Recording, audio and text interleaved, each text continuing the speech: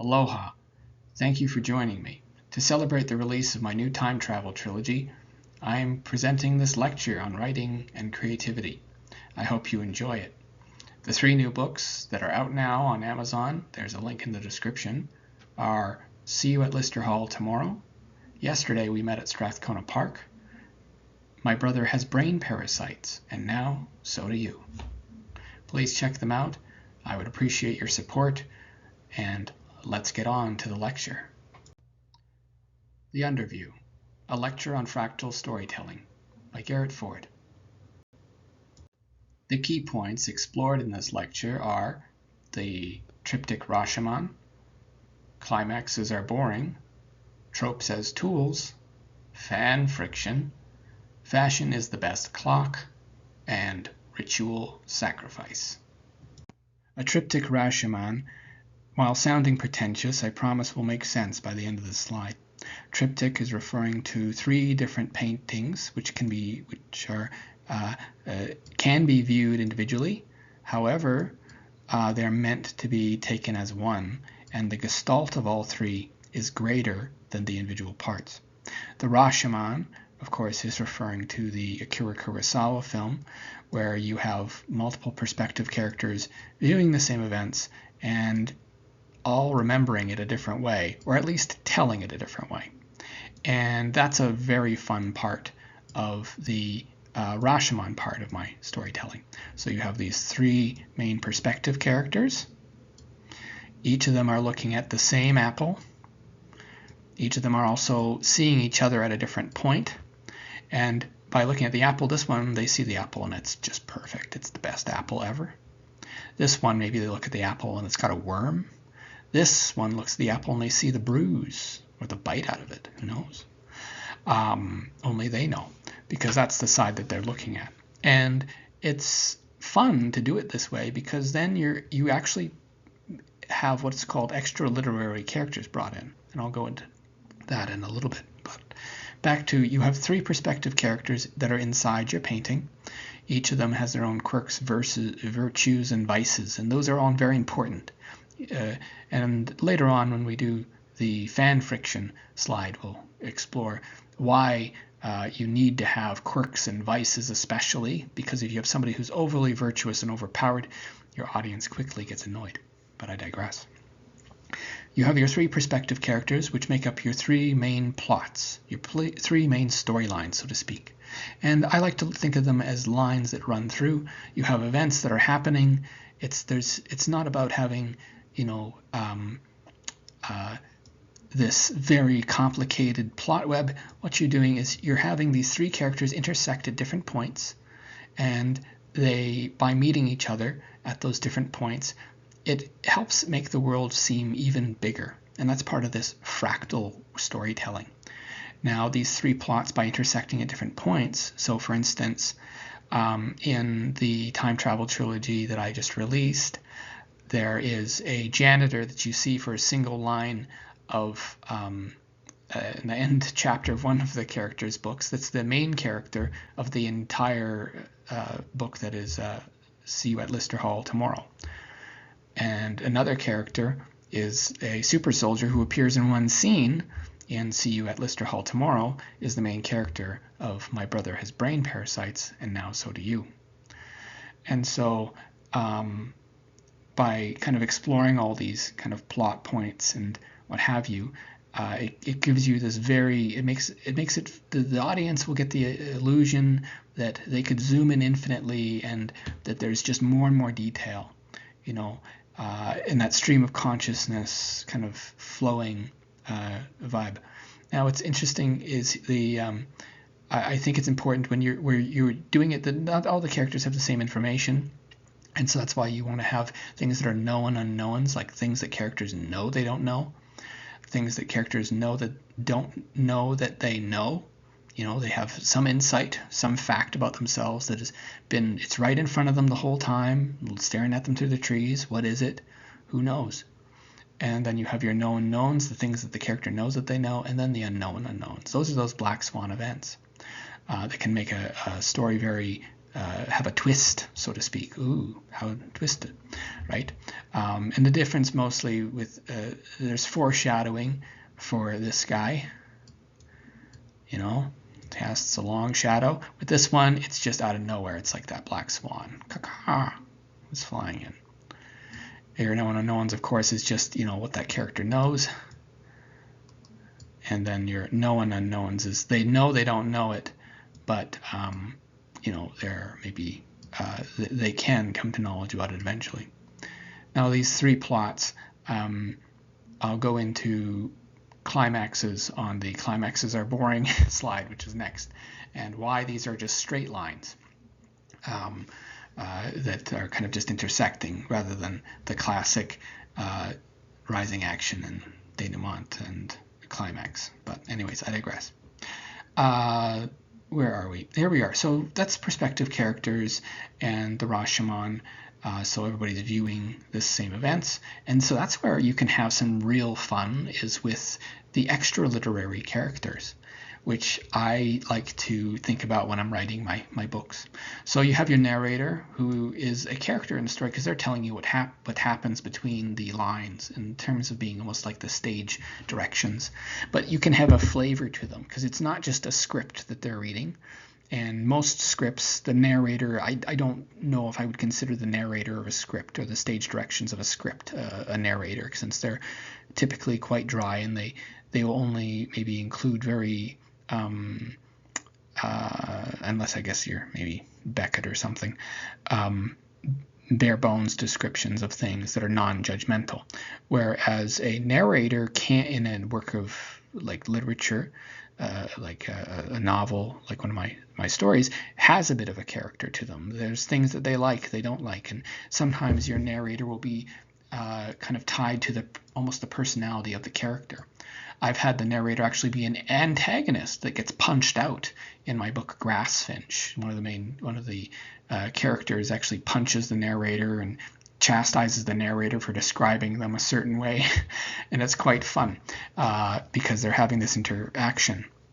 Now the reader with the Rashomon becomes a character in the story.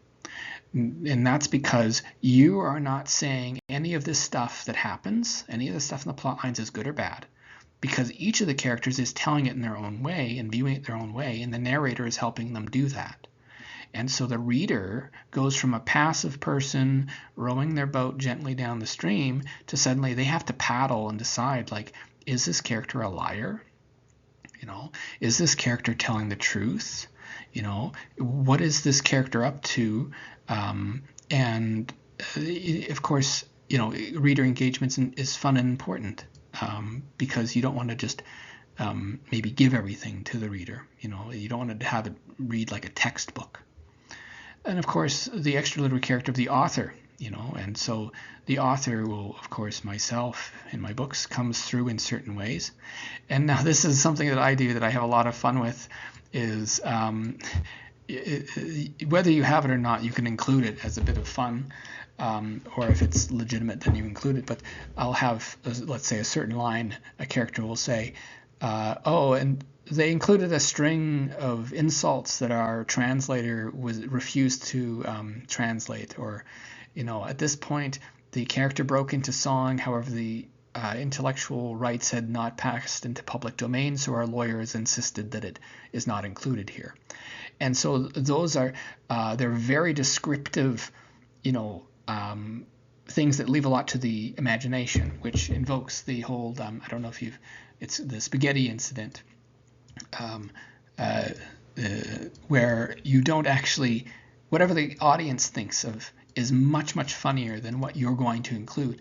And so you use it sparingly. You don't want to have that every time that the insult is used, or, you know, every time that a song is mentioned. But you can have a lot of fun because then it creates uncertainty, which creates discussion. And so that is the triptych Rashomon and what I'm meaning by it. Now, The Cat Says 9 Lives, I like cats. Meow. Let's draw that catty. Meow, meow. Kitty, kitty. Meow. And Sorry, I'm using my mouse. My tablet is kind of is going to give up the ghost or something, but there's a kitty cat.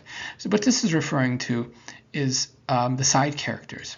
Now, I think having good supporting cast is just as important, or almost even sometimes as important, or maybe even more, as your 3 perspective characters being fleshed out. Because your perspective characters can sometimes be almost an avenue for the reader to insert themselves into the story. So, when you have the character that's very like a blank slate, you think of Master Chief, right?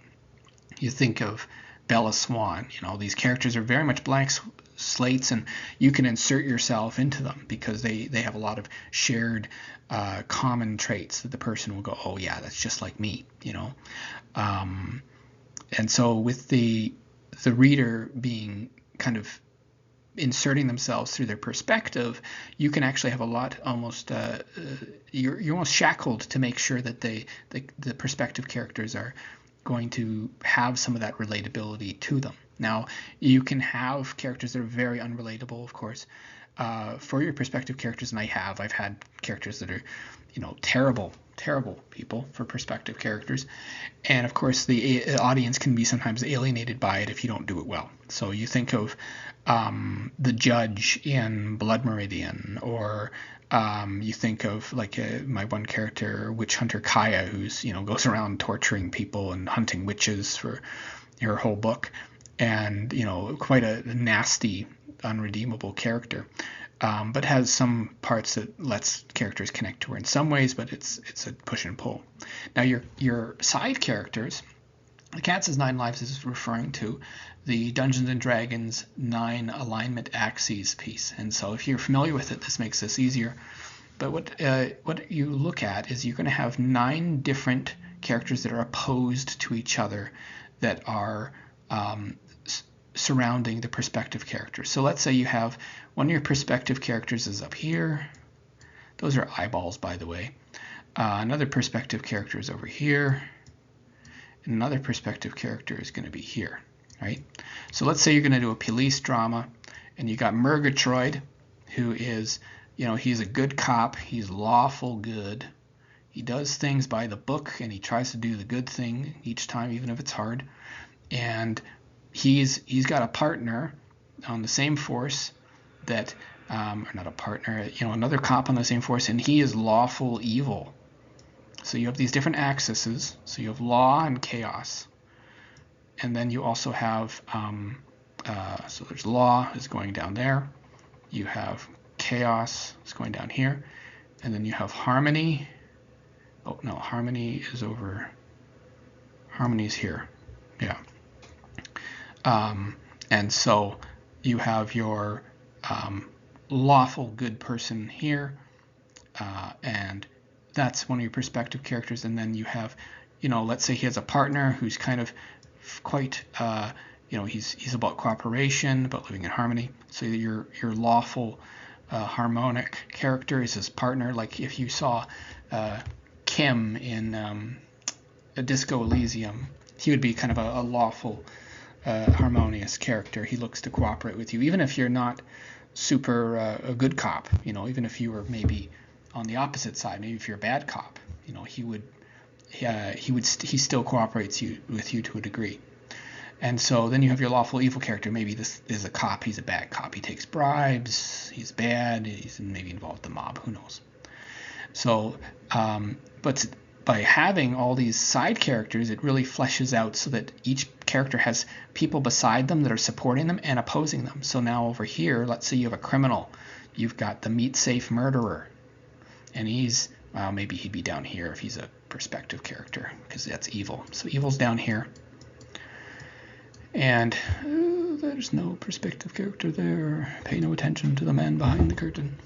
So you have the chaotic and evil character here, that is the meat safe murderer. And so this character maybe, of course, is opposed by both of the cops hate this character for different reasons. Maybe this cop is like, geez, you're making my job harder, and the where he's dumping the bodies is where I dump my bodies. And of course, this character's opposing him because, well, he's a serial killer, killing people and putting them in meat safes. And then, of course, all around it, you have all these other characters here. So maybe you have, the Serpico, the chaotic and good character. And then you have the chaotic and harmonic character who's kind of like crazy, a madman who supports the killer as like a fan. Like if you've seen Death Note, the girl, what's her name? I don't remember, the blonde girl that really likes Kira. And then you have these are very much forces of nature characters. And so, you might have like like a character that's just like a wolf that eats and kills. Well, that's a natural character. So the ones that are kind of in the middle of harmony, they're your natural characters. And so you can have perspective characters, of course, in any of these. I find that when you have a natural character, that you have them be very impulsive in the middle. They're like in harmony with themselves and then their nature. So a character that's they're harmonious and they're evil. He doesn't quibble about being extra evil or hiding his evil. He's kind of like a wolf. He's going to break into the chicken hutch. He's going to eat all the chickens. He's not trying to be clever about it. That's just what he does. In the same way that a character who is maybe just harmonious and good, they're very in tune to their own goodness. They're the nurse that will treat both sides of the conflict. It's the Red Cross nurse that'll, they're saving the Soviet guy, and they're saving the whatever the whatever both sides of the conflict. They don't really, whoever's hurt, they're helping. The one that'd be the hardest in the middle is somebody who's like almost like a character that's just going to be pushed and pulled by everybody around them, and that's your harmonious character that's just harmony and harmony, just at harmony with themselves. And so that, of course, is where you have a character that's I almost think of the reader as the one that's in the middle. This is that character. They're looking at all these characters, and all these characters are interacting with them in certain ways, and it's almost like they're the reader is the observer, and they're observing all of the other observers. So it's a kind of a unique thing. So that's some of the process I do. So before I write a book, what I do is I sit down and I actually draw out the number sign like I did here, and I make sure I have somebody who's occupying each of these different niches of how chaotic or harmonious or good they are. And that's kind of what I use for doing side characters, as well as making sure that the main characters are also on point for where they start anyways. And your perspective characters, you're doing a lot more development, so they're going to move sometimes. So maybe the bad cop, the Serpico guy that's joined the force, he is going to expose him, and then he realizes what he's done. He's had maybe takes a mushroom trip, and suddenly he realizes what a jerk he's been his whole life, and suddenly he's good now, but he's still opposed to the lawful good cop, because now he's like Serpico, he's chaotic, right? But where were we now? I think that's about it for the triptych Rashomon. So now that's kind of how when I start and sit down, I think about, okay, what's the world that I'm writing in? So I come up with, the setting. I think about, what kind of would be an interesting place to do the setting. So a time traveler training facility on the moon, the front line in a time war, or a city that's been, it's part of a world that's been occupied by aliens. It's been colonized by an alien empire. Those are kind of the worlds that, of course, you want to make sure there's as much detail as possible, and you're doing it through the what I was talking about here, where you're having some stuff that is known and unknown, and all this wraps together to have your characters be very kind of at least they stand apart from each other and they oppose each other, so there's lots of conflict. You have a plot that intersects, so it feels a lot bigger than it is, because if you just have all three characters beside each other, they all run parallel because they're all in the same party, it's just like an arrow like that, right? But when you do it like this, look at how much area it looks like it's covering, when in fact it's still the same three lines. It's just the way that they're spread gives the reader the illusion that you've written a lot more than you have. And then, of course, like I was saying, your setting is part of that. And with the plots, we'll get into that next.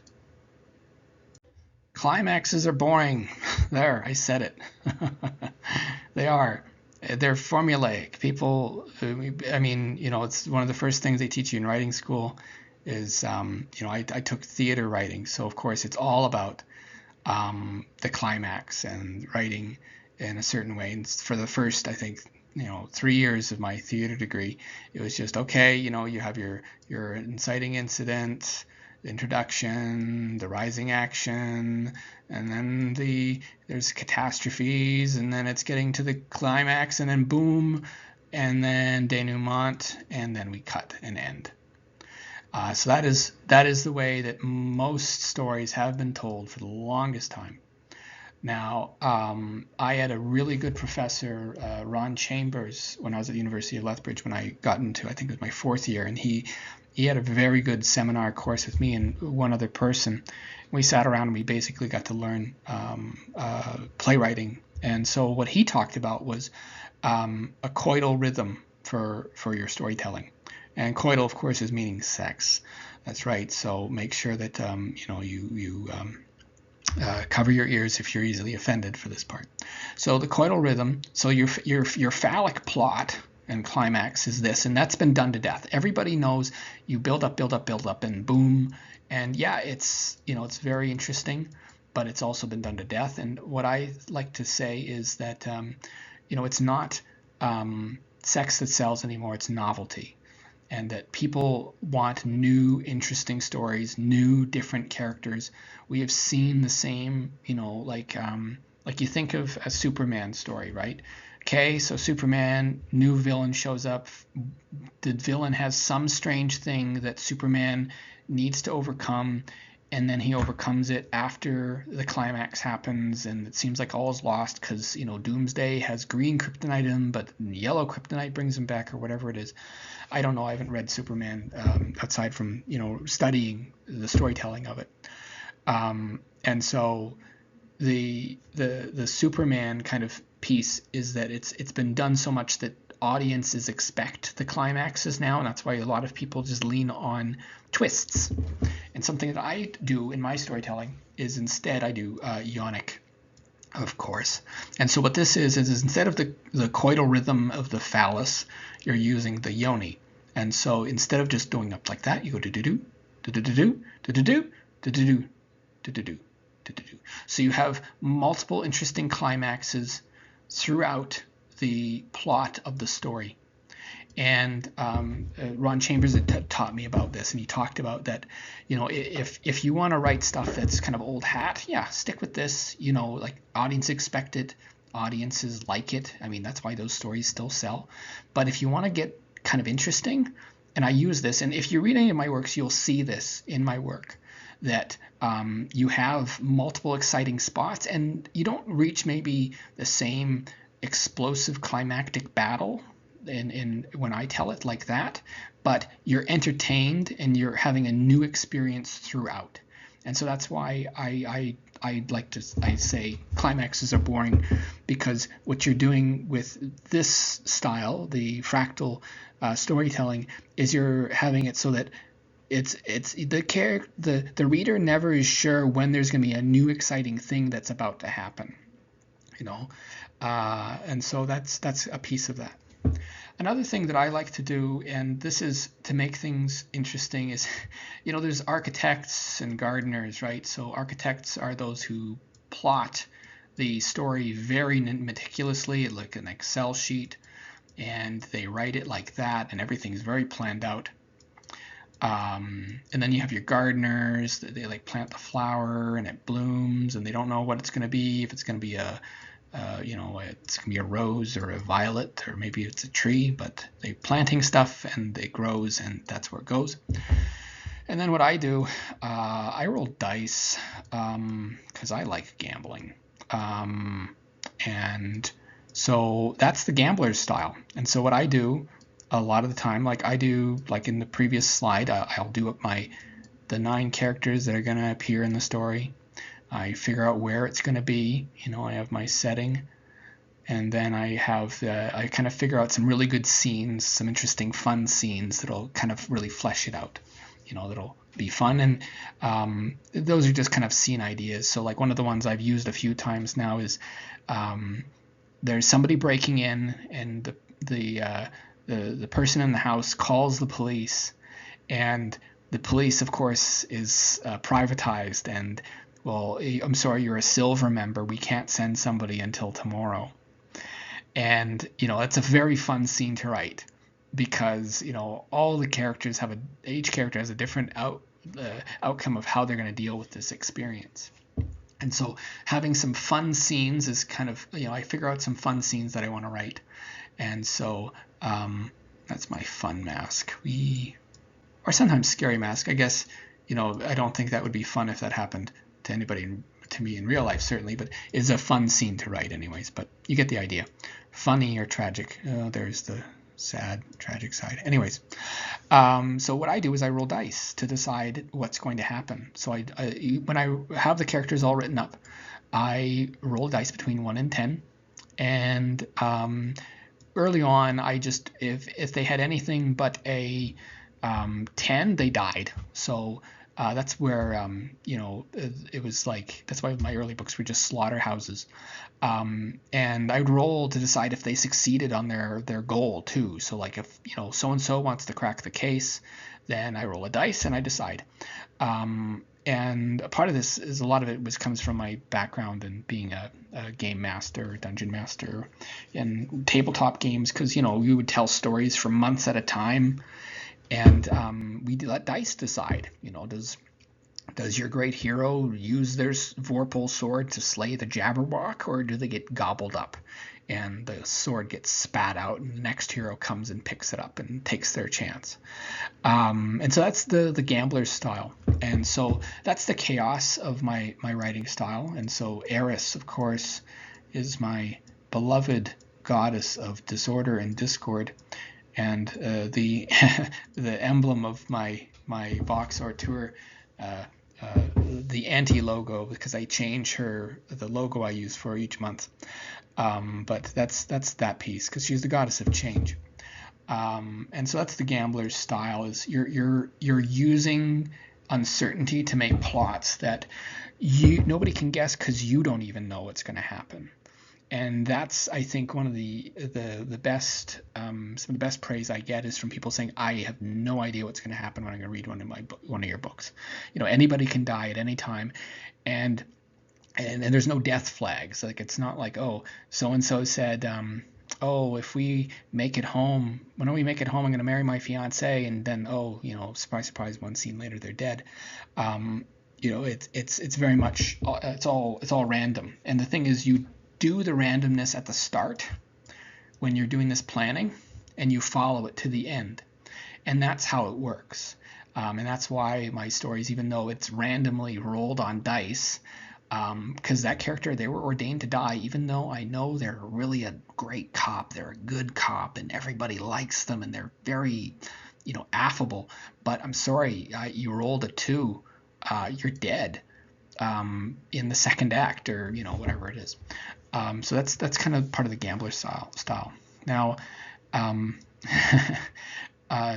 what I like to do is the other piece of this. So that's the chaos piece, but you also have order, because you are agreeing to go into this like that. When you're trying to write in this fractal story style that I'm describing here, this new pulp, or whatever people are going to call it when I'm long gone, you're agreeing to write in that phrase. And so that's the piece of it. Eris is the goddess of chaos, but Janus is the god of order. And so by writing in this style, chaos is creating order, and this order has chaos within it. And so you obey the dice, even if it hurts. And this is most apparent. I did one of my books. It was Fangs of Frore. And so Fangs of Frore, I had a really good character. They were right up here. They were a side character. It was Tabe. And I really enjoyed them. And I mean, this is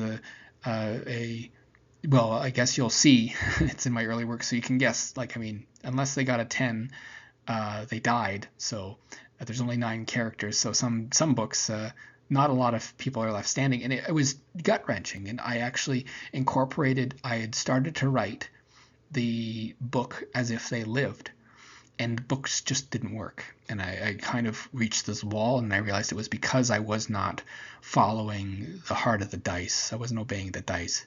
And so I incorporated that into the story. And when you're writing in this style, I encourage you to do the same. If you are conflicted by the result of the dice, use that. Because you make the characters first, and then you're rolling the dice, and you write in the gut-wrenching, oh my gosh, I can't believe I really liked that character and they're not going to succeed, and then they're going to die. And the thing is, like, early on I used death, and I think death is overused a lot with, like, my 1 in 10 thing. That's back. I think I just read Game of Thrones, and I was still on that kick.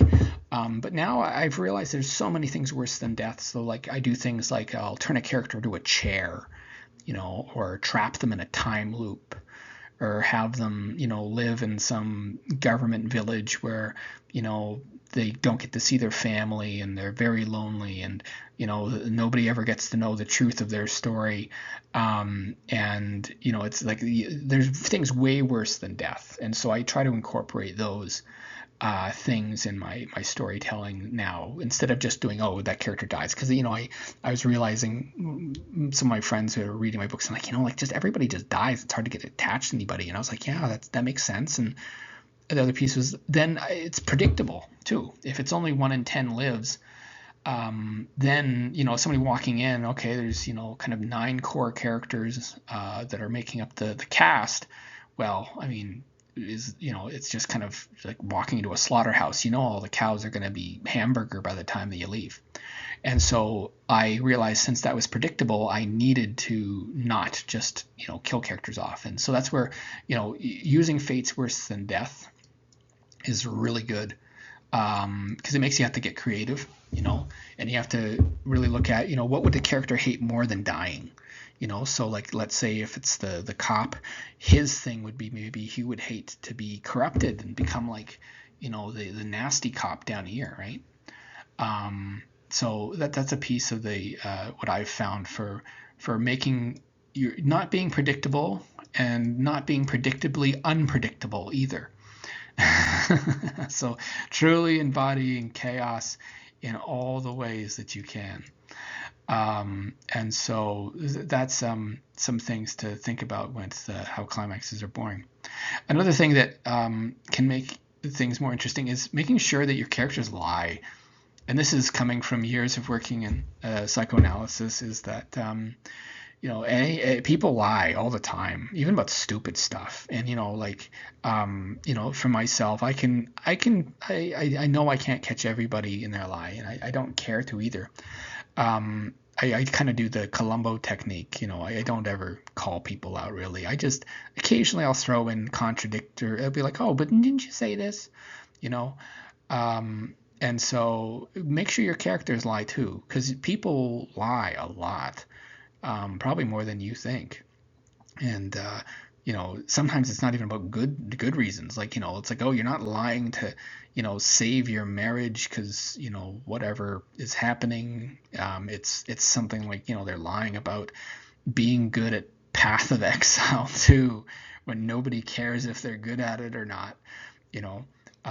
So I think that's a fun thing that you can do to make sure that your audience is always kept on their toes, and your audience will maybe see that the character is lying about something later, or almost immediately. And then it's a question of, well, why did they lie? So one of my favorites is there's a really good lecture on it's why are these characters expressing themselves in a certain way? So you think of the YouTuber's name Schnee, Schnee, and he has this really good lecture where he talks about. I mean, watch all of his stuff; it's all great. But he talks about how like Ben Kenobi lies to Luke early on in the Star Wars, right? So in the first movie, Obi-Wan, he gets killed with Darth Vader with the light wand, and but up to that point, he'd actually lied to Luke a whole bunch, and almost kind of like he doesn't want him to take after Darth Vader or be crushed to find out that his father is Darth Vader. And so he says, "Oh, Darth Vader killed your father." And so this, of course, kind of almost turns radicalizes Luke into this freedom fighter, which is a very interesting thing. And it's a question of, well, not why did Ben Kenobi lie? Why would he express himself in that way? And so that's a very interesting thing when you can make your characters lie and have your audience have to puzzle about why would they lie about this. So yeah, that is all about how climaxes are boring and how to make them exciting, how to make your story very exciting, very interesting, and also, most of all, weird. So tropes are tools, and I think, people poo-poo using tropes sometimes, but I think they're very valuable. There's some really good resources to help you learn about tropes and become more aware of them. And I think of tropes as almost like in psychoanalysis, you have your persona, right? And then you have the shadow, right? And the deeper and longer the shadow, the more the person is unaware of it. So somebody who's got a very low awareness is going to have a huge shadow, where somebody who has and a lot of problems caused by the shadow too, right? Because the shadow misbehaves because you're not aware of it, and so it gets out of control. But when somebody's very self-aware, the shadow can't, because they're kind of always on it. They always go, okay, that's the archetype, this persona that I'm playing in my life. For instance, if I have the persona of, I guess, the healer. On one hand, you're giving to others, which is very good, but on the other side, you maybe neglect yourself. And so the shadow side of the healer's healing is that they put others before themselves. And so in the same way that you need to be aware of your shadow and your persona that you're playing in life, be aware of the tropes that you're writing about and you're using in that same way, because then they become a tool, because you are never having them be out of your awareness, so you know what they're doing. So one of the things that I do is, I know, and a lot of people, they hate exposition. They hate that kind of like, the story suddenly diverges and they're talking for 15 pages about the history of the kingdom of yore. And so what I do is, I know I'm prone to that, because some of my early stuff that probably nobody's gotten to read is full of that, where I will just go on for pages about this is the history of my people. So what I do is strip cheese exposition, and instead of the long, dry-winded kind of monologues about the history of this kingdom, all you're doing is you're dropping the shoulder of the shirt, you're unhinging the bra strap, you're giving a little shimmy, and then you're pulling it back up and closing up like nothing happened and moving the story on. So that's when I do my time was when. And this is one of my I guess I don't know if it's a new trope that I've maybe pioneering, but you're not having the stripper, so to speak, get up on stage and take it all off. You're just giving a little glance, keep the audience interested, so they know that there's some interesting, strange mysteries or the history of the land, but you're just doing it for so short of a time that it keeps them tantalized rather than bored. And there's some really good resources to understand your tropes that you may be using, or to understand, like which ones you maybe you want to avoid, to TV Tropes is a really good website. Of course, you can spend all day on it, so use it with care. And there's a YouTuber who does Red, I believe is her handle. It's Red's Tropes Talks, and she just goes on and has these really good lectures, 20, 30 minutes a piece on a different trope, like heroic sacrifice or overpowered, whatever, alter ego or whatever. There's a whole bunch. They've got so many that it's great though, and they do a very good job to explore these tropes. And so I recommend, watching stuff, learning about it, so you can understand these tools. Because like the persona, tropes aren't bad. It's only when you don't know that you're using a trope that it usually will get out of control and make the story suffer. And so that's my biggest piece with tropes, looking at tropes as tools. Now some people say, oh, but tropes, they're not original. Everything falls within on this big spectrum of novelty. And you have your truly new ideas here, and it goes all the way down to stuff that's old hat, right? So we got the new novelty versus old hat, and everything's going to fall somewhere between the two. Now the thing is, old hat, it's not bad to have stuff that's old hat because it's familiar. It saves you a lot of shorthand. If you say plucky thief and heroic knight, everybody knows exactly who you're talking about. You don't even have to describe them. I said just those two words for each, those two word pairs, plucky thief, heroic knight, and then suddenly you know exactly, oh, the heroic knight, yeah, he's got shining armor, and he's got, like a red feather in his silver, helmet, and a big long sword, and the thief is in a black robe, and he's kind of sneaky looking, and he's kind of hunched over, and the knight's standing tall. By using tropes, you can do a lot of shorthand. And so if you have a character that's a side character, tropes are very handy because you don't need to spend 4 pages introducing the plucky thief that appears for one scene when he's trying to rob the protagonist. You don't. You're just wanting to have it, and that's where the tropes are a tool that are very handy. Now the novelty spectrum, on the novelty spectrum, there's also good storytelling and good uses of stuff that's been done before. Like you have homage, which is very respectful. It's going to be, you're telling this story because you loved that thing so much, which we'll get into fan friction a bit about where that can fly off the rails. And then you have bastardizations and bolderizations where it's not very well done. It's not maybe very respectful, or it's done in a way that's almost mocking to the original, but not without being satire, because of course satires and are typically a bit different than what we're talking about here. This is how you're taking new material versus old material and how you're presenting it. And people will say, yeah, there's no new stories, everything's been done. I don't believe that. I do not believe that. I think it's just a matter of the same way that everybody's told you have to write a story so it goes like that. And it's all about just there's a catastrophe, and there's the rising action climax, and there's denouement, and that's the end. And yet there's new different ways of telling stories, and there's going to be new ones and new things with new technologies that come out that completely keep on altering how we're going to tell and understand stories. And I think it's just because we're kind of in a little bit of a it's like things are moving so fast right now that it seems like it's standing still.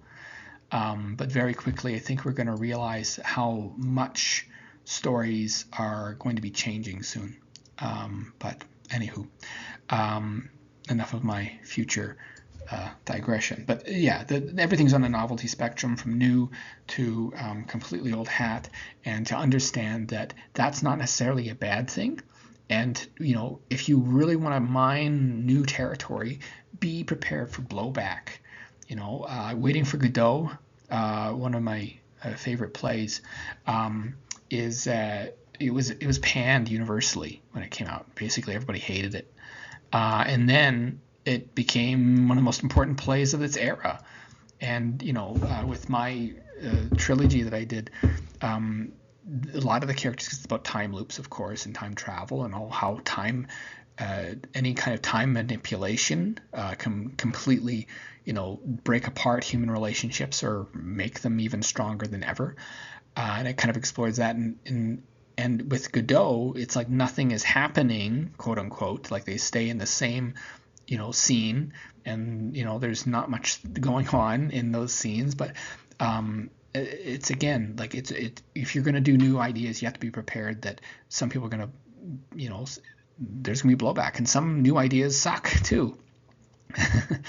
But that's okay, because at least you've tried that, and that's where I say that it's not sex that sells, it's novelty now, because anybody on their phone can pull out any amount of sex, and that's why my early works, it was full of lots of schmeckle and schmut, and I still include a little bit, but I definitely, I think it's more important to be novel and creative and weird when I'm writing these scenes than it is to be tantalizing or titillating, because there's enough of that, and I think it's novelty that's going to start selling soon more and more, because people are bored of that. They're bored of this. They're bored of predictable plots. They're bored of these things. They want newer stories and different characters, and they don't want it to all be just old hat, right? And so, like my book, Grassfinch, I have, it's an epidemic of people dying from shoving gummy frogs up their butts. So many gummy frogs that they die. And, it's such an odd, I don't know if anybody has written something like that, but basically it's like that, that just bizarre. You want to write for weird. Go for the weird. Go for the weird. And if you don't want to have a trope, you have to go for the weird and go for the new, which of course you get blowback sometimes. But anyways, next is increasing creativity. Is how do you come up with stuff? I get that question all the time, and I have a ton of snarky answers, but I'm not going to include any here. Instead, I'm going to tell you some of the things that have helped me increase my creativity, and some of the things that I haven't gotten to do that I realize would help me, but I increase it, but I haven't gotten to do. Well, the first thing is learning different languages. My goodness, this is like, it's amazing. Learning different languages with different alphabets, especially, it's such a burst of creativity you get. And I really have enjoyed learning Russian, as it's such an interesting language, and also it's close to English, but because the alphabet is different, it seems quite different. But there's a lot of similar words or same shared words, but also very different in many ways. But very, very interesting. It's helped increase my creativity a lot. Also, learning some Hebrew, Proto-Semitic as well. Those two alphabets, it's very fun. Learning new alphabets, learning pieces of a new language. Even if you're not going to become a master of that language, just dip your toes in, wade up to your waist, wade as deep as you can get. You don't need to learn a completely new language just to write, something new and creative, but just that exposure, it's like punching a hole in your wall. Thompson Highway said, he's this great Canadian playwright. He said that, learning more than one language is like having more than one window in your house. And so if you only have one window, you only have one perspective. And so I think learning extra languages, so fire up your Duolingo app with the hoot hoot, it's the magic owl. That's right, even here. Have you done your Duolingo lesson today? Because Duo wants you to do them, because it'll make you a better writer. And I'm very serious when I say it has helped me immensely become more and more creative. Also, I have some friends that are they're Brazilian, so they all speak Portuguese.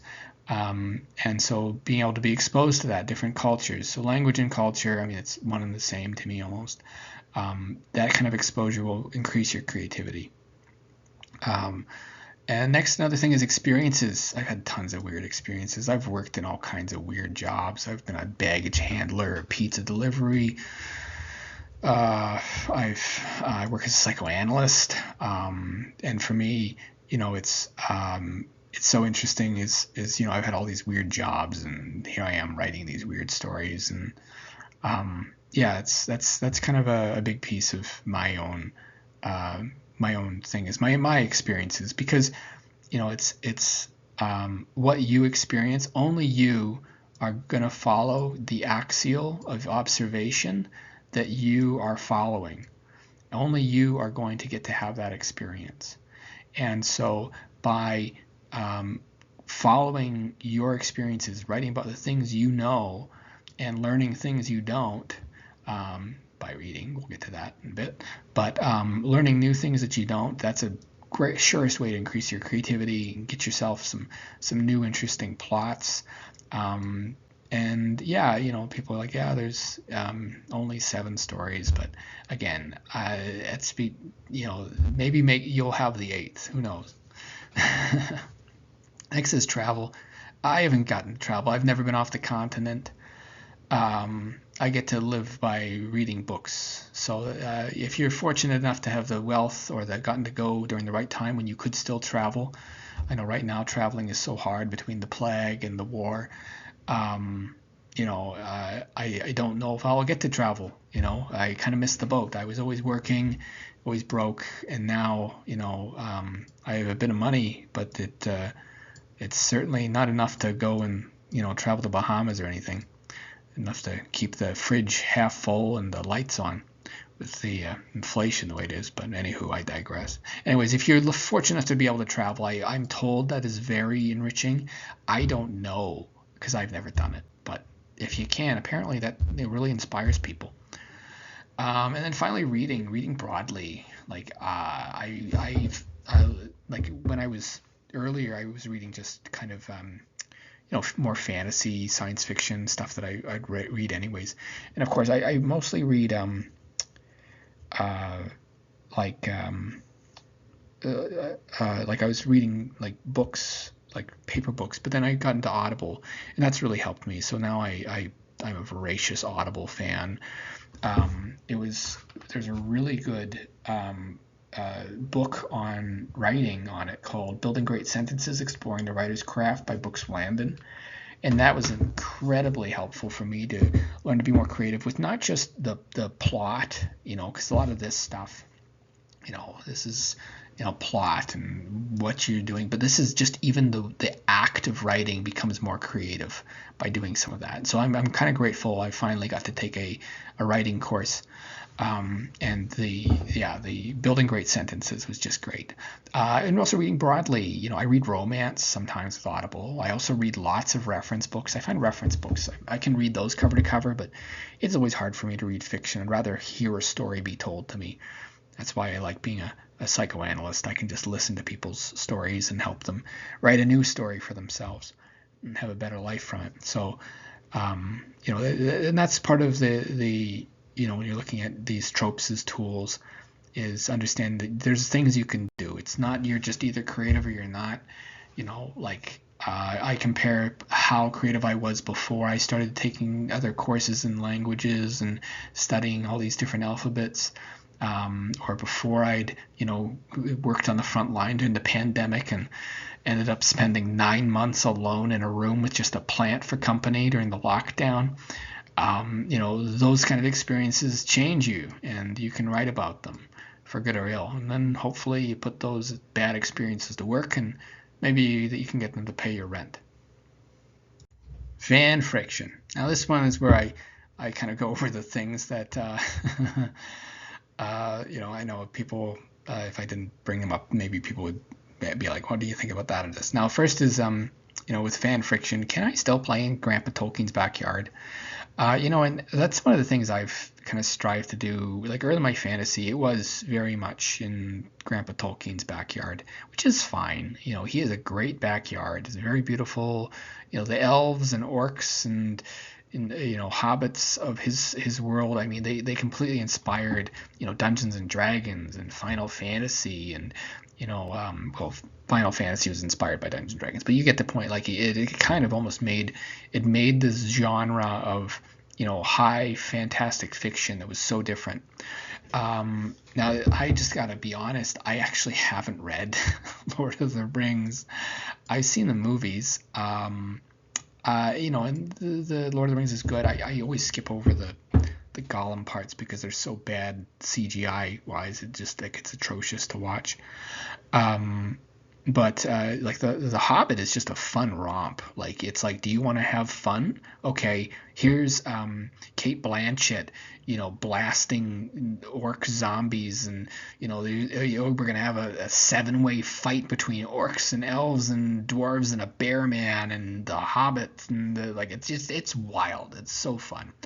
So yeah, of course you can still play, and it's all about having fun. That's like for me, writing is mostly about having fun. So are you having fun writing it? Are other people having fun reading with it? That's fine. That's good. Now the thing with fan fiction, I think like if you you need to write all that stuff out of yourself if you want to be starting to make your own stories, your own impact on the landscape. And so it's an okay backyard to play in, to learn the rules, but I don't think staying there is a good idea. And this is where we'll go into with your fan fiction. You're missing out on a lot of lessons if you're just doing fan fiction and you're writing in somebody else's world. You're missing out on setting, having to develop your own settings. You're missing out on having to develop your own your own world building, right? And those are two of the biggest and most important things. And when I talk to people about my books, some of the things they like the most is how weird it is. Like the Autoslav books, where bats are the most common flying animal now, and there's no birds anywhere. Or there's only like 3 birds left and none of them fly anymore. And so you miss out on a lot of those, and that's okay though. If you look at some of my early stuff, it is very much in Grandpa Tolkien's backyard. I of course was my friends would always tell me, like, don't call these things dwarves. They're beards that grow out of potato tubers. That's weird. That's not a dwarf. A dwarf is just like a short, angry hill man, and that's hyper masculine, and the women have beards, and the elves are just like really pretty forest girls that even the dudes are super hot. And so I got criticism early on to stop, not call them elves and not call them dwarves, because I was like, well, but I mean, it's just a giant living beard. And so, like, even if you're going to play in Grandpa Tolkien's backyard and there's going to be stuff that's similar, make it your own in some way. So, like I said, like my Devar are these living beards that grow out of a fleshy potato tuber, and they weave their beards into their limbs, and they are deathly afraid of fire and forges, and they forge their weapons by singing to stone. And so yeah, they're dwarf because it's a beard. To me, it seems like a beard, but my friends that I play D&D with told me stop calling them dwarves. Or like my the elves, as I would call them, they're all from a geriocratic race of like everybody is just the daughter of it's an asexual geriocratic race. So your great great great great great repeating grandmother is a clone of your mother, and everybody's just a clone of each other. And so again, my friends are like, don't call these things elves. Like, this is just weird, horrific, hermaphroditic, like whatever that would be. So yeah, like even if you are, try to make it your own, so that even if it's like, oh, these are elves but not quite like you would remember. And that, I think, is a good way to approach it. As of course at the start. Now for me, like I've of course these entire worlds that are completely divorced from Grandpa Tolkien's backyard. And I think part of it is I never actually read his book growing up. And I only saw the films when they came out. And I know that's blasphemy. I need to maybe sit down and listen to the whole story. But I didn't understand that it was not episodic fiction when I tried to read it. So I picked it up because I grew up reading Conan. That was what I liked. And so I tried to pick it up, and I was like, oh well, Return of the King sounds cool because like it's a king coming back. And I thought of what was it? The Hour of the Dragon, I think it was. They had something about it. I thought it'd be similar for some reason, and yeah. Instead, I just couldn't follow. I didn't know what was going on. So for me, I write very episodically too, and so anybody can pick up one of my books and you can read it just as it is. And if you read the other books in the series that I've done, you get a lot more richness. But I don't have any that I would say are true sequels. Like they're all they can be standalone, but taken together, the gestalt is greater than the parts, you know. And so fan fiction. I guess these are all the things that my fans will be like, I can't believe that. Tolkien is great. I really liked the films. I haven't read the books though. And I know I'm gonna get a ton of hate in the comments from that, but that's just the way I am. I was more of a Conan, also Clark Ashton Smith, and H.P. Lovecraft especially, Philip K. Dick, Boris and Arkady Strugatsky. They did Roadside Picnic. So those are kind of some of my favorites, anyways. What else? Yes. Oh yeah. And so next is using quotations and using references and stuff. And this is all part of that that novelty and old hat spectrum, and everything's going to fall on one side of it. So for me, to quoting, I usually, when I do my first draft, there's lots of quotes. Sometimes it's just because I don't feel like coming up with a line, because dialogue is something I take a lot of pride in doing because of my playwriting background. And so with dialogue, sometimes I'll just leave in quotes until I'm, at a point where I'm ready to, I've gotten to know the characters well enough. So I think, using quotes in your stuff from other characters, or, having references to stuff, that's fine. But one of the things if you're going to do a reference, I always say, try to make them Easter eggs. Easter eggs are great because you can read the whole work and not know the reference and you still get it. Whereas if it's like this reference, then they need to know what you're talking about to get the work. And a lot of that narrows down the amount of people that can understand the work. And so we'll come back to that when we talk about fans. But you don't want to have such a narrow avenue of people that can understand your work, that basically 5 people that have watched and read all the same things that have what you've watched and read can understand it. So that's where quotations and quotations and references, I think the wheels fall off. Is you don't want to be quoting and referencing too much, because again, you're limiting the amount of people that can get it. Though Easter eggs I think are great, and I include so many Easter eggs and so many hidden symbolism things that I do, but you can still read the book and still get lots out of it, even if you haven't maybe listened to a ton of Kino or something. But anywho, where was I? Yeah, so yeah, to quote, not to quote, that's restoration. And also, I do think, if you're gonna, use quotes, anybody who's read some of my later stuff, I include little blurbs under each title, and that's a great place to put the quotes that you maybe would bake into a character saying it otherwise.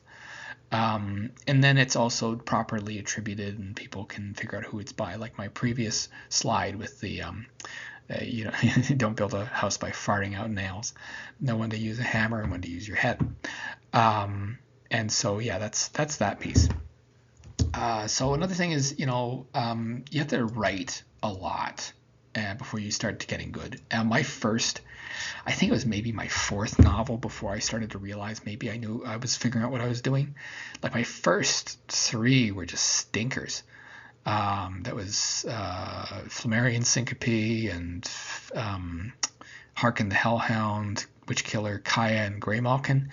They were, I'm still glad I made them, but I know, don't try to be perfect, just try to improve with each one. So I try to look at my writing as more of a weapons test range. Each book I'm trying out new different things, and now I'm really I've really figured out, or at least I feel like I've started to figure it out. I guess the critics will tell you otherwise. Whether or not this is good or bad or what have you. And the thing is that with the whole idea of making your writing like a weapons test range. Like I've used that scene with the girl calling to, oh, somebody's breaking in, but oh, sorry, you're not a platinum member. We won't send a policeman till tomorrow.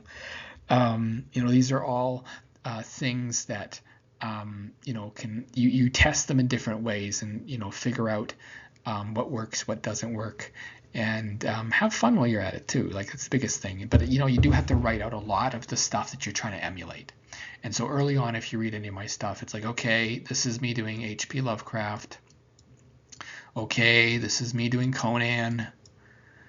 Okay, this is me trying to be like Jar R. Martin. And it was only, I think, at Fangs of Frore where it's like, okay, this is actually, Garrett writing in my voice, right? Otherwise, I was always, kind of emulating people that I admired and what have you. But we'll go into that a bit later too. But you don't want to. That's what another reason with the whole fan fiction thing. I'm sorry to rail against it. I'm not against it as if it's something fun for you and your friends. I just, in terms of becoming seriously good at the craft, you do need to get out of whatever backyard you're in and start doing your own weapons testing range. And you're gonna write a lot of stuff that maybe sucks, but that's just part of the process of getting better and better. And I'm by no means, a New York Times bestseller yet. But I am, improving with each one. And, my sales ranks have gone up astronomically since my first stuff, which, was in the very, very bottoms of those sales ranks. So, yeah. What else? Yes. And now last is the Mary Sue, Marty Stew. Now the thing is, writing characters like that, they're just full of virtue. They're just perfect. That's great for you. But you have to think about, if you find your dad's naked picture of your mother, he really wanted to take that picture for all the same reasons that you are writing your Mary Sue or Marty Stew. And for you, seeing that, it's icky, isn't it? Like, I say that and you probably cringed. But to the person that made it at the time, they were like, yeah, this is the best possible thing to do. So whenever you're going to write a Mary Sue, Marty Stew, think about in the same way that it's only appealing to you, or in, my example's case, your dad and your mom that made that picture. Your Mary Sue and Marty Stew are only appealing to you in that same way. So whenever you're going to write a character like that, just find that naked picture of your mother that your dad took, and how awkward and how uncomfortable you are in that moment. A lot of the time, that's how awkward and uncomfortable your readership is. So that is that. Next is fashion is the best clock, and I've had people criticize, or I guess give constructive feedback, that it's really hard to know what time it is in any of my books, and that's intentional. I think that clocks are valuable, but since time is just this convenient illusion that we're all agreeing to pay into, fashion is actually the best clock. Disco didn't die exactly on December 31st, 1979. Yes, there was that disco derby, but my point is that when you're writing your piece, think about that in terms of time and date. Like, trends don't just drop out the last day of something. And I'm sure one of my favorite tracks is Dancing Queen from ABBA. So, even though I'm nowhere near from that generation at all, but I just think it's an awesome track. Using fashion to determine your setting is a really cool concept that I've been experimenting a lot with, and I hope other people start doing it too. Because by doing this, it instead of it nailing down to what year is it, they still are dressing like it's disco era, or hey, it's still the style to remember back in the day when everybody was saying epic. Anybody around from that generation when it was in the mid, I think, 2000s, and people were walking around always talking, or maybe late 2000s. Epic was like oh, this is epic, man. And Dane Cook was super popular, and it was this very dark time where we couldn't wait for no more zombie movies or zombie video games to be made, and people would stop saying epic, and then that dark era in all our lives ended. And it wasn't like, the on January 1st, 2010 that happened. It took a while. And so, I think fashion, and that's why anybody who's watched other videos on my thing, I have a lot of stuff on fashion. And that's because I think fashion is a better indicator of the era that you're in, for the most part, unless, like some, for maybe it's like, was that Seinfeld? Where he's like, oh, your dad just stops aging at whatever age era he hits maturity. So, ladies and gentlemen, this is 1975, and this is what was in fashion, and that's how my dad dresses. So you can always have holdovers too, and how they stand out and clash with the rest of the culture. So figuring out what is in fashion in your setting is a lot more effective than figuring out what year or what date is this thing. You're going to have a key event like the Berlin Wall falls, and then everything is chaos for a while, right? Or the Soviet Union collapses in '89, and then suddenly, this is a new era of, this is happening, and this is how people are dressing and how they're living and all these things. Or if, for us, the plague wipes through and, wipes out however many, millions of people, and we have all these wars breaking out, and we went from you can travel pretty much anywhere on the planet to you can travel, but you probably don't want to. And so fashion and those sort of things are a better clock than kind of pinning it down to dates. Another thing I think is, in terms of setting your story up, is that remember that humor ages like milk until it becomes cheese. So it's like, you hear a joke once, it's funny. You hear a joke twice, it's irritating. Hear a joke 3 times, it's annoying. But if you don't hear it for long enough and you forget it, now it's funny again. And so that's kind of, thinking about your humor. And also some humor, it comes and goes in trends. Like, remember back in the 90s, when you could say like bitch and asshole on TV, and now it's not okay. It's like we went from like, Beavis and Butthead, to now, like, you can't say anything without getting lambasted for being offensive, right? And so all these things come and go in trends, especially humor. And so with humor, one of the things I try to do with my humor is have it be, it's funny in the context of the world. I try not to have too many external references, because it ties. I mean, people read science fiction and fantasy to escape, not to re-engage with their culture. Like it's broccoli fiction where, oh, it has to have a good moral about what's happening in the world today. It's like boring. Like, does anybody actually care about that? I don't. Like, I don't want to be ambushed by a heritage moment when I'm trying to read about space aliens fighting on the moon. So that's where I come down to one of the things I think is understanding that history is a cultural fan fiction that the people make to justify whatever it is that they're doing. And so when you're writing about your setting, the time and space that's taking it, what are the lies that people tell themselves? Who's their Mary Sues and Marty Stews? Who's their King Richard the Thirds and Richard Nixons? Who now, like, looking back, you look at a lot of things about certain people that have been lambasted in history, like Nixon, and it's like, oh, actually no, he was the guy passing all the environmental protection. Like, he was trying to, like, save the trees when nobody cared or something. Like, I was watching something about that earlier.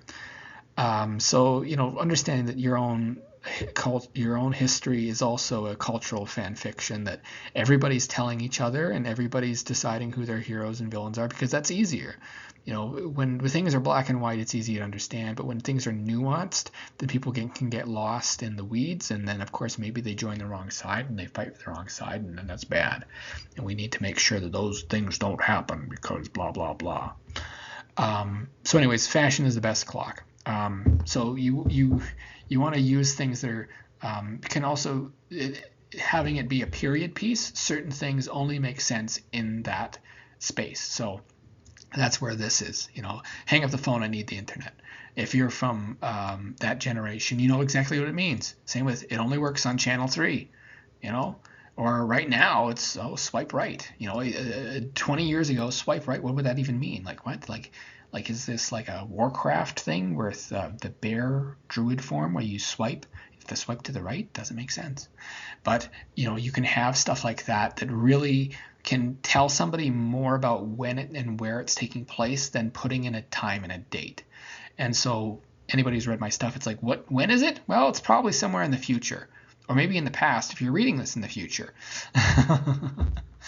And so that's why I don't do a lot with dates. So your fashion of the era and your setting is going to be the best clock. And that's why I do a lot of pay attention to detail with outfits. The more that I write, I have a lot of fun designing my characters' outfits, because that's a big reflection of themselves. Somebody who wears only sweatpants and a hoodie all the time so they can conceal what their body looks like, is a much different person than somebody who's wearing a tank top and Daisy Dukes. So, those are some things to think about with fashion and time, because I think, like I said, fashion is a surer clock than a real clock is. All right. So this is, normally at the end of any kind of writing thing, people usually go off on like, oh, it's a hard field, and nobody listening to this is gonna make it. And that's what I did when I was in art school, doing theater. We had these profs that just lecture us about how it was a waste and how we're never going to amount to anything and all that. I don't believe that. I think, there's always going to be dark horses that come out of nowhere. Like you look at J.K. Rowling. Nobody was writing about boy wizards back then. And now, she came out with the Harry Potter, and then there was like 50 boy wizards. There was like Aragon and the Thunder Thief or whatever. I mean, I haven't read Harry Potter, but I know of it, and I've seen the movies. So the whole idea of that nobody makes it and all that, it's just something that somebody who is bitter about their own writing projects says as a cope. So like Marcus Aurelius, he wrote Stoicism, right? Now the thing is, it's really in vogue right now, but the thing is, as a psychoanalysis, I looked back and I found that this guy had actually, his wife was been cheating on him with a gladiator of all people. So I think of Marcus Aurelius sitting in his little Roman, whatever they lived in, little stone little house, listening to his wife getting railed in the other room by a gladiator who's made of tanned muscle and sex, and he's sitting in the corner writing Stoicism as a cope. So he's telling everybody, don't be upset by what other people do, just accept the world as it is. My wife's actions don't impact me at all. And it's Freud would have a field day with him, and I know I do when I think about that. And so whenever somebody's telling you that you cannot do it, that your writing is going to be a waste and nobody makes it and this is it, you're unknown, and blah, just think of them as they're like Marcus Aurelius, listening to his wife getting railed by a gladiator, while writing about how what other people do doesn't matter, and you shouldn't be upset by anything that other people do, and you should just try to be more understanding. And it's like the philosophy of a cuckold. It's such a bizarre thing that people have just adopted it now. I'm like, oh, it's the greatest thing to do, and it's like, okay. But anywho, so my point there is, understanding that, a lot of the people that you're going to meet in your journey as a writer, whether they're real critics or inner critics, if it's a outer critic, they've got something going on usually when they're, taking somebody down like that. And I know I've been a bit critical about some of the stuff that maybe you like, like fan fiction. But I mean, you have to remember, like, Twilight started out as a fan fiction, and look at it, like an incredible body of work, and very successful. I haven't read it, but I know it's very popular. And it started out as fan fiction. So just because you start somewhere does not mean that's where your camp is going to be forever unless you let it. And so, don't let people pigeonhole you. Don't let people tell you that, your project is dumb. I've been told so many of my projects are dumb, or that's a stupid idea, or your writing's never going to amount to anything. And right now I've got a book in the top 8% of Kindle sales. So that's incredible. So yeah, that's that. So yeah, part of it's watch out for critics, watch out for people that are kind of trying to poison your ear, give you nasty messages, because a lot of times, like I'm saying with Aurelius, it's a cope. A lot of times a critic is just a failed artist that decided to give up and listen to the other critics that are dragging them down. Your inner critic, though, you got to put them to work, because they can push you to get some good stuff done. Like, I had some good outer critics. I had people be like, hey, your editing sucks, and I can't afford an editor. I can't even afford to leave the country. I've never been off the continent. So I can't afford an editor. So I just had to be like, okay, I can't afford an editor, so I have to just learn how to write better and how to edit better. And I know my stuff is still flawed. However, I've put a lot of effort into learning to write better in English, and the challenge that is. So, yeah, and early on I got people say, "Oh, did you write this when you were drunk? Or is English your second language?" All that kind of stuff. And to me, it's like, yeah, like, yeah, you can't disregard, of course, all of it. It does sometimes sting, but you can't let it ruin your life and ruin your art, because you alone can tell the stories that you are meant to tell, and you have to tell them. That's why you have them bubble up inside. And if you're a real writer like myself, you would probably like me. I can do like maybe a week or two before I'll start. I'm like taking a break because I just finished a book. Oh, I'm gonna start writing. Oh, look at me go. So it's a passion, and it's why for me I almost look at it as it's a sacrifice. It's a sacrifice that you're doing. You're sacrificing time by sitting alone, talking out things, talking to yourself, writing these things, these stories about characters that don't exist. And it's kind of a bit of a crazy process when you think about it. But at the same time, you're also engaged in making like for all of human history, like what do we have? We have people that have written things down. That's how we have history, and how we have these stories, the Iliad, the Odyssey, the Journey to the West, and some of those parts, they have silly stuff in it, like Sandy and Pigsy, and you can have homage or references to it, and you can it's a wild west in writing. And anybody who tells you there's wrong writing, right writing, like I've done a bit of that, I know. But at the end of the day, it's about, are you having fun? Are people reading it? Do people like it? It's like the El Cid, right? It was panned by critics, but it was super popular because people loved it. Like Star Wars. Yeah, it was science fiction, but it was like one of the most popular stories of our time, and it kind of made space operas a thing. So really look at who are you letting criticize you, and are you using that criticism for good or ill? I'll get off my soapbox on that. Next is meeting your heroes. People say don't meet your heroes. I say just make sure you're picking decent heroes, but remembering all your heroes are flawed human people. Like everybody that you put up on a pedestal, like like Philip K. Dick. I mean, he got married and remarried like I think like 7 times or something. Or H.P. Lovecraft had all his issues too. So everybody that you're idolizing, remembering that they are people at the end of the day, and so are you. You have your yearnings, you have your failings, you have these things that make you very human. And when we look at people in history, we want to make them all good or all bad, but all of them they were just flawed and also virtuous in their own ways. And so really look at yourself in that same way when you're trying to write, and look at these heroes and say, oh, I'll never be as good as like like I was saying, one of my favorites is Philip K. Dick and H.P. Lovecraft, these guys that made these entire like Cthulhu mythos.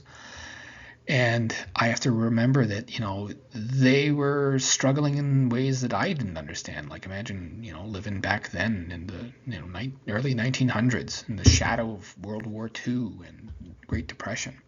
And so for yourself, you are also, you might be somebody's hero one day in terms of writing. And I guess somebody listening to this, maybe I'm their hero, and I'm a deeply flawed person. I am deeply flawed. I've got a lot of different problems and different issues, and I've had issues throughout my whole life, and I'm going to have issues throughout my whole life, and maybe so do you, and maybe some people have told you you can't write as good as so and so because of this thing. Don't believe them. I was told that I wrote like I was, like I said, like a second, English was my second language and all that other stuff. And did I write this when I was drunk? And all that kind of stuff. And the thing is, you have to push through that and use it almost like when people throw water on a fire that's not very hot, it puts it out. But if you're burning hot enough, it just turns that water into steam, and you use that steam to turn the train to push yourself forward, or whatever the analogy I'm going for is. So I know that I don't know what the future will hold, but I hope that one day in the future, very soon, my books are taking off even more than they are. And maybe in the far future, somebody's listening to this, and maybe they're thinking, oh, that Mr. Ford, and he was this and that, and he wrote all this, and I'll never. It's like, yeah, I sat there and I felt the same thing. I felt the same things you probably are. And I want you to let you know that if I could do it with all the problems that I'm sure, my biographers will pick up on, or the rumor mill will churn out, I know that you can overcome whatever you're going through and push forward and achieve your dreams. Because dreams sometimes are burdens, even though they're also blessings. Next is fans.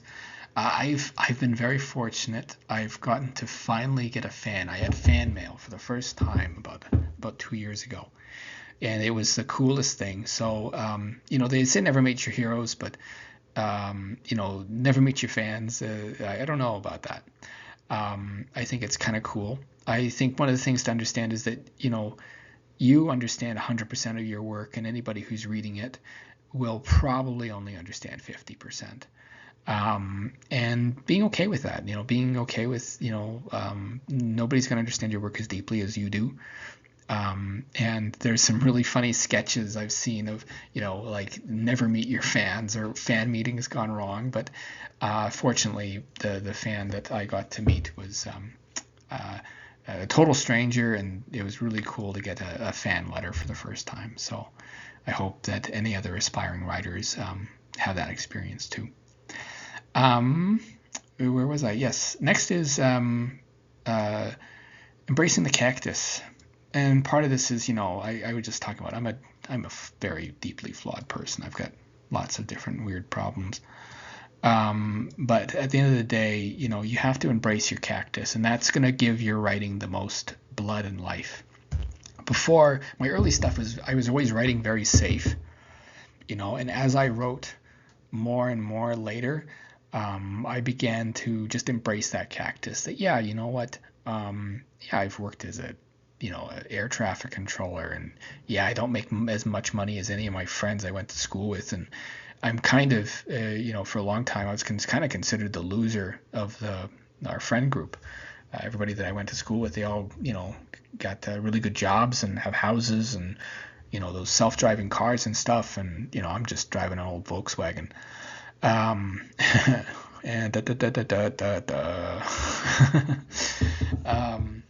anywho, so yeah, you gotta kind of embrace your cactus. You gotta really hug these ugly parts of yourself, and if you can hug them and embrace them and accept that they're part of you, and these experiences you had, you can transmute them through the action of writing, and it can come alive. You can have stuff that's really much more vibrant.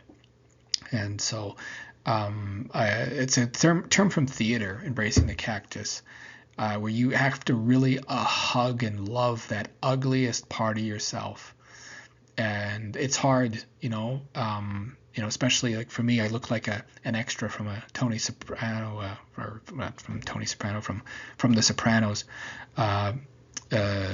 Just the unfortunateness of my appearance, and so you have to kind of own that. And once you start to own that, and you can kind of embrace that and understand that, yeah, you know what, I might have that as a issue, but I can embrace it.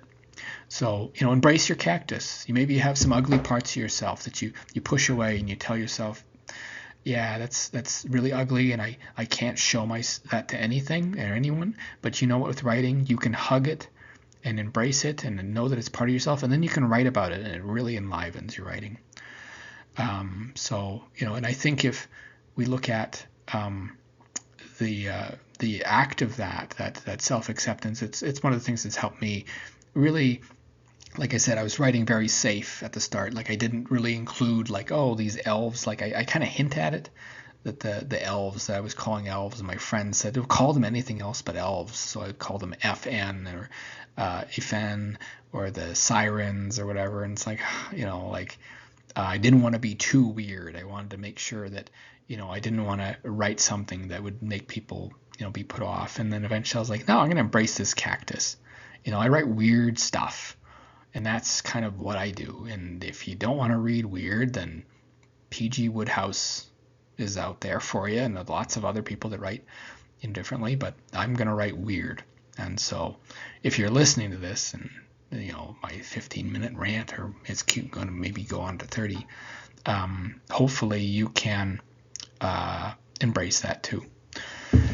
Next is a myth of the starving artist. I don't believe in this. I don't think it's a good idea to.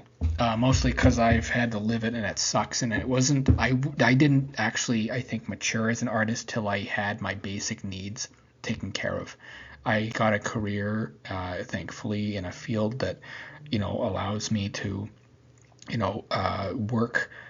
Not all hours of the day and night, like my friends with they have very big, fast-paced careers. I work with people, and most people aren't wanting to do therapy at 7 o'clock at night, so I can shut it down fairly early and get back to writing, and and also thankfully there's stability in that, and that has made me more creative than when I was, starving and delivering pizzas and trying to live the starving artist life. Like, find something, though, your ikigai. You find something that you love to do, that the world needs you to do, that you're good at, and you can be paid for. And then, your writing is going to bloom from that like a sunflower, right? And it's going to turn towards the things that you love. In the same way the sunflower turns towards the sun, it's just going to enliven anything you're writing more and more and more. And so that's something that I believe in firmly is, starving artist, it's for the birds. Get yourself some stability in doing something that, you're not dependent on your art, and then your art will just bloom from that. And that's what I've found anyways. Other people are going to probably tell you, yeah, you gotta go and starve and whatever and blah blah blah blah blah, but for me, I'm the most creative now, now that I'm have a fairly stable life, because you're not kind of terrified of, oh, I'm gonna where am I going to live? How am I going to pay the bills? It's like, no, I've got that taken care of, and I can just go home and think about the weird story that I want to tell. Writer's block. I knock on wood. I have the opposite problem. I have writer's cul-de-sac. I have so many ideas, and it's like this opportunity cost is like more of a problem for me. It's like, okay, how many books can I churn out before I'm gone? And do I want this book to be one of them? And so a lot of it's me looking at ideas that I have and shaking, kind of like almost like a gold panning thing to figure out, like, okay, what's the dirt and grit that's not worth anything, and then what's the stuff that I really like. So for me, it's more of a writer's cul-de-sac where I'm driving in a circle around and around trying to get as much stuff as it is, but meanwhile I'm running out of gas, or running out of time, I suppose. Because you only get to write so many books, right? And each book that you write is another book that there's another book that you don't get to. And so I try to be very intentional with what I'm going to write and think about, okay, like what's something really fun and weird, or what's something that, sometimes like my friends during the pandemic, they're from Brazil, and they told me lots of stories of their homeland, and all these stories I kind of transmuted into the Campina Grande book. And it's kind of like, like, thanks for all these stories. You helped, uh, you know, uh, make after the lockdowns tolerable, because it was a very hard time, 9 months alone just to plant for company. Yeah. Anywho, last is my sexy lamp and other tools. So this is one of my friends commented on it. I have my writing lamp, because I write by hand. I've written more. I actually have more handwritten books than I have books that are published. Because I do that as well. I handwrite kind of the world books and reference books, as well as kind of these. I don't even know what did I describe them. Weird fiction books by hand, as well as I type and write them up. But I have a lamp covered in naughty stickers, and so of course, my friend was looking at it and was like, well, why is that lamp covered? It's like, well, because, if you can't keep your eyes on the page with, something erotic in front of your face, then, you're never going to be a good writer. I forget, I think I said, how did I phrase it? If you can't keep your eyes on the page with a pair of tits in front of you, you're never going to be a good writer. And so, and like that's part of I guess the sacrifice that goes into writing. You have to spend time alone. You have to be able to put it ahead of other things, and that's part of the sacrifice. It's a ritual sacrifice that you're doing when you do this, and to understand that you can heal people with words, you can harm people with words, and so when you are writing, it's a ritual of sorts, and you need to sacrifice. And that's the biggest thing. When people say nobody can make it, I say no, it's just, what are you willing to sacrifice to make it? Are you willing to let go of your free time? Are you willing to not play as many video games? Are you willing to not watch movies or TV? I haven't watched TV, and my friends will put on something, but that's when I go visit them. I don't actually really watch TV at my place unless I'm putting on some old anime I've already seen. But yeah, I don't really watch a lot. But yeah, you have to be able to forego distractions. I think that's the biggest thing, is impulse control and delaying gratification, and putting lots of effort and sacrifice into something that may or may not give you anything. And some of my early books that, now I look back, it's apparent I didn't take off, but I think about that as, this is about sacrifice, and that's, I think, a big piece of this. Other tools is writing. I after I caught the plague, I was laid up for a long time, so I actually switched over. I do voice to speech now, and that's really improved how I tell my stories, because it's storytelling, and I like storytelling. I find it reminds me of Dungeons and Dragons and sitting around a table with my friends and telling them these very strange stories of these other worlds. And I write a lot faster too with text to speech. So use tools. You don't have to be hacking away on a keyboard unless you want to, or you can only wiggle your finger noodles so fast, but you can talk a mile a minute. So anywho,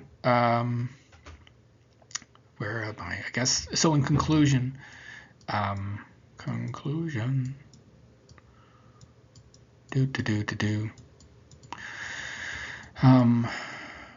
Writing is a very interesting crazy and strange process, and everybody has their own little style. And the thing is finding your own style. This is just my style. If you watch, Stephen King talk about his writing style, it'll be different. If you watch Brandon Sanderson or anybody else that's, Ursula K. Le Guin, talk about it or write about it. Everybody has their own style. Everybody has found their own way to do things. And this is just my own way that I've found after, I guess, maybe 20 years of, trying to write. And so, yeah, to celebrate my biggest book, thank you for tuning in. I hope that if you listen this far, you have enjoyed my lecture on all this stuff that is, how I do my writing as craft.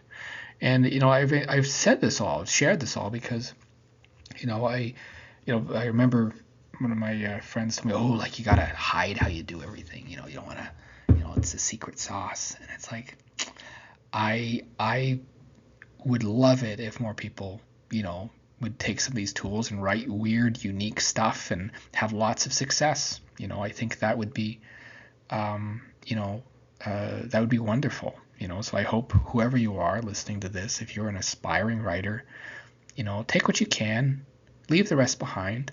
Some of these tools might suck. They might not work for you at all, but these are the things that are working for me. And I hope that some of it can work for you. And I hope whatever your process is, because, you're not going to be the next, if you're watching this and listening to this thinking you want to be like me, don't try to be like me. Try to write like you. There was a good quote that I'll end with. It was when we were doing learning psychoanalysis group therapy. There was a textbook by Yalam, and basically this rabbi dies, and he goes to heaven, and he's standing at the pearly gates, and the rabbi says, "Oh, I know what you're going to ask me. The angel Michael's there, and he's like, what are you're gonna ask me why I didn't preach more like Moses?" And Michael the angel shakes his head. And he says, "No, I was going to ask you why you didn't preach more like yourself." And so for yourselves,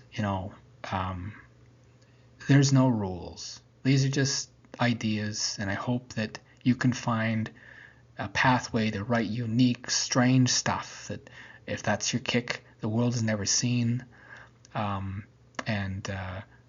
To know that, you might get discouraged. You might feel that your stuff's never going to take off. You might feel that, it's hopeless and helpless and you want to quit. But that's part of the sacrifice. It's the price of admission for doing what you're doing and doing what I'm doing. So take care and stay cool. And of course, as always, be seeing